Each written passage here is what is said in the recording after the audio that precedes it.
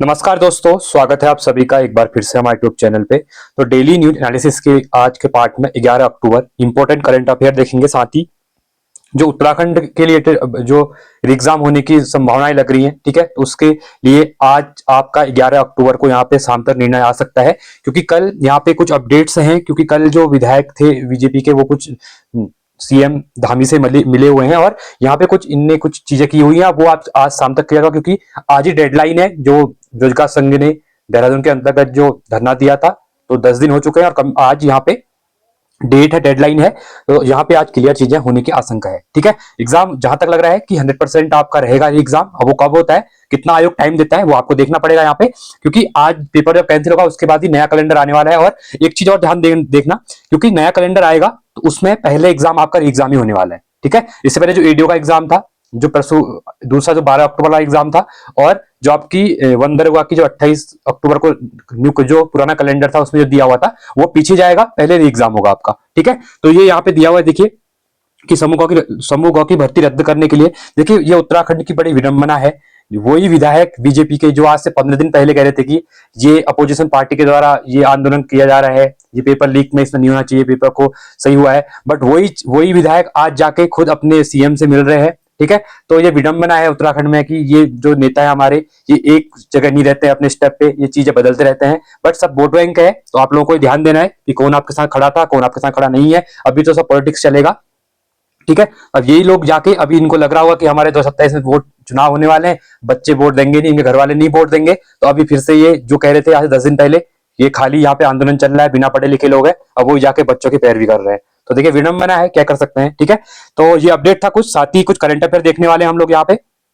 देखिए यहाँ पे भी लिखा हुआ है, भाजपा विधायक बोले भर्ती परीक्षा रद्द हो, और जो कह रहा था कि भर्ती परीक्षा रद्द ना हो करके। ठीक है, तो यही चीजें होती है, पॉलिटिक्स है, कोई किसी का नहीं होता है ये लोग। ठीक है, ये कभी बीजेपी में होंगे, कभी कांग्रेस में होंगे, कभी दूसरे पार्टी में जाएंगे, जहां फायदा दिखेगा वहां रहेंगे। और अभी इनको लग रहा है कि पेपर कैसे आके इनको फायदा हो रहा है, तो ये अब यहाँ से चले जा चुके हैं। ठीक है, तो ये कुछ इंपॉर्टेंट चीज है, ये आपको देखनी है, बताना, ये पढ़ना तो क्या होता है, ये फालतू चीजें होती है, करंट अफेयर की बातें होती नहीं है, बट हम देखेंगे अपने करंट अफेयर साथ ही कुछ इंपॉर्टेंट। ठीक है, तो देखिए सबसे इंपॉर्टेंट है यहाँ पे नोबेल जो पीस प्राइज देता है। ठीक है, ये सबसे इंपॉर्टेंट रहता है, मिलता 6 फील्ड में नोबेल प्राइज, बट जो पीस रहता है और लिटरेचर रहता है ये काफी इंपॉर्टेंट रहता है।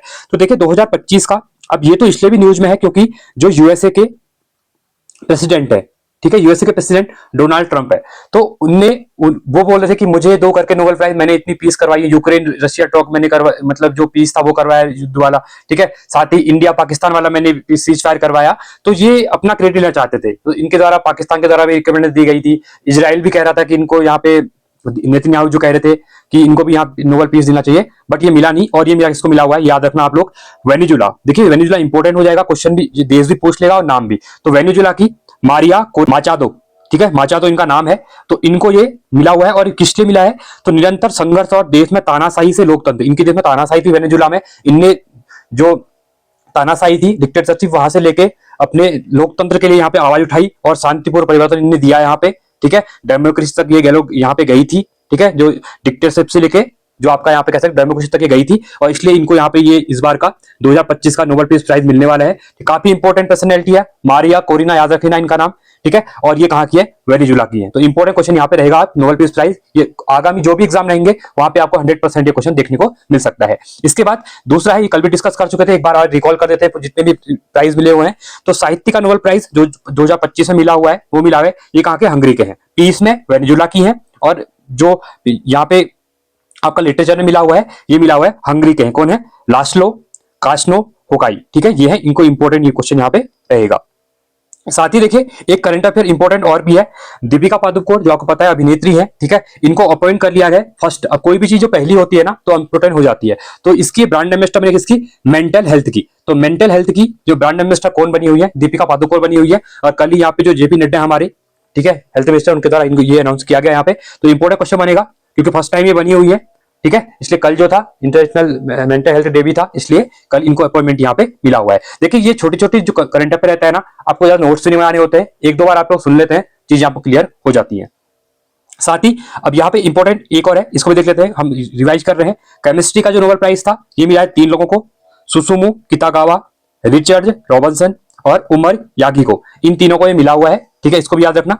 साथ ही साथ हमारा जो मेडिसिन का है, या फिलोसफी कहते हैं, यहाँ पे मेडिसिन कहते हैं, तो इसके लिए फिजियोलॉजी का है या फिर मेडिसिन का 2025 का जो नोबेल पुरस्कार मिला हुआ है, ये भी 3 लोगों को मिला हुआ है, मैरी ई ब्रुकनो, फ्रेड रामस्टेल और सिमोन सकागुची। ठीक है, इन तीनों को यहाँ पे ये मिला हुआ है, ये भी इंपॉर्टेंट आपके लिए रहेगा। इसके बाद अगला देख लेते हैं फिजिक्स का। ठीक है, अब इकोनॉमिक्स का नहीं मिला हुआ है, इकोनॉमिक्स का आज या कल में आ जाएगा, तो आपको बता दिया जाएगा यहाँ पे। ठीक है, तो फिजिक्स का नोबेल प्राइज की अगर हम बात करेंगे तो 3 लोगों को मिला था, मैंने इसको याद भी कराया था आपको ऑस्ट्रेलिया क्रिकेट टीम के अकॉर्डिंग। मैंने कहा था जॉन क्लार्क, मिचेल एच डेबरेट और जॉन एम मार्टिन, इसको यहाँ पे मिला हुआ। किसके लिए मिला हुआ है ये पूछेगा, तो इलेक्ट्रिक सर्किट में व्यापक स्तर पर क्वांटम यांत्रिकी, टनलिंग और ऊर्जा क्वांटीकरण के लिए इनको ये मिला हुआ है। तो ये 5 आपके नोबेल प्राइज, यहाँ से एक क्वेश्चन एग्जाम में पूछा जाता है हमेशा। ठीक है, साथ ही देखिए ये पेपर लीक के मामले में ये भी अपडेट दिया हुआ है यहाँ पे, सरकार पेपर लीक प्रकरण कुल में ले सकती है बड़ा फैसला, और ये बड़ा फैसला आपका आ जाएगा आज 11 अक्टूबर को आने की पूरी संभावना है। तो आज तो देखिए एकल सदस्यीय जांच आयोग की रिपोर्ट थी, एसआईटी जो बनी हुई थी, ठीक है, इसने अपनी रिपोर्ट सभी जाके घूम के लेके आए, और इसमें ज्यादातर जो रिकमेंडेशन लगी, जहां तक हमने देखा, पता किया मैंने इधर से, तो यहाँ पे सबने री एग्जाम की ज्यादा बात की हुई थी। यहाँ पे सीबीआई जांच तो थी, कुछ रिफॉर्म भी थे, वो मैंने कल आपको पॉइंट बताए थे, और ये मेन तो इसमें री एग्जाम था।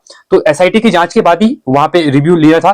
ठीक है, तो यहाँ पे सरकार के पास पहुंच चुकी है, और कल मीटिंग भी हुई है, मैंने आपको बता दिया पहले ही।